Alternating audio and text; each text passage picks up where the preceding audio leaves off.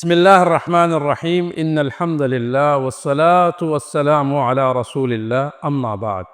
ایک وظیفہ آپ حضرات کو بتا دیتا ہوں، ایک ایسا وظیفہ جب ہر طرف سے آپ ناکامی کا آپ کو سامنا ہو، بے قرار ہو جائیں، آپ بے سکون ہو جائیں، آپ سمجھتے کہ بھئی ہر طرف سے میرا کوئی کام بنتا نہیں ہے، اور آپ ہر کام میں آپ کو ناکامی نظر آتی ہو، اور آپ سمجھتے کہ یہ کام اب میرے لیے مشکل ہو گیا، اس کو میں نہیں حاصل کر سکتا اپنے ٹارگٹ کو۔ اس کے لیے ایک آیت ہے قرآن کریم کی، سورہ نمل کی آیت ہے 20ویں پارے میں، امن یجیب المضطر اذا دعاہ ویکشف السوء۔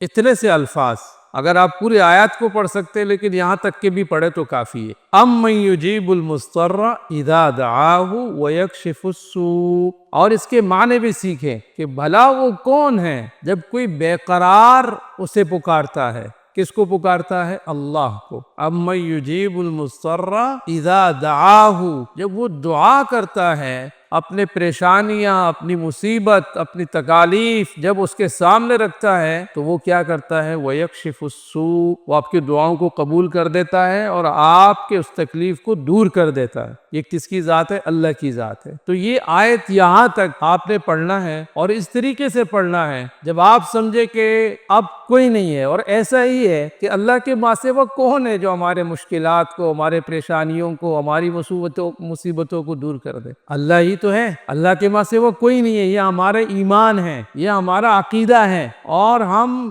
اگر اس ایمان اور اس عقیدے کے ساتھ نہیں ہیں تو یقیناً ہر میدان میں آپ کو ناکامی ملے گی۔ سب سے جو بنیادی چیز ہیں وظائف میں پہلے بھی بتا چکا ہوں اور اب بھی بتا رہا ہوں کہ اللہ کی ذات پر مکمل یقین، اور پھر اللہ کا شکر ہر حالت میں۔ اور جب بھی آپ دعا کریں اللہ سے تو یقین کے ساتھ کریں، جب بھی کوئی وظیفہ آپ کریں تو آپ یقین کے ساتھ کریں۔ تو آپ نے اس آیت کے اس حصے کو امن یجیب المضطر اذا دعاہ ویکشف السوء، جہاں تک کہ آپ اس کو 100 مرتبہ پڑھیں، اپنے مصیبت کو، تکلیف کو جو آپ کو درپیش ہیں، آپ اسے سامنے رکھیں۔ شروع میں درود شریف پڑھیں، ہر عمل سے پہلے، ہر دعا سے پہلے اب درود شریف ضرور پڑھ لیا کریں۔ یہ ایک ایسا سٹیمپ ہے، یہ ایک ایسا مہر ہے کہ یہ جس دعا سے پہلے اور آخر میں آپ لگائیں گے تو آپ کی دعا اور آپ کا کوئی وظیفہ، کوئی عمل ضائع نہیں ہوگا، بلکہ اللہ اس کو قبول فرما دے گا۔ تو آپ نے 100 مرتبہ اس آیت کو پڑھنا ہے، اور اس کے بعد اللہ سے دعا کرنی ہے، اور اس عمل کو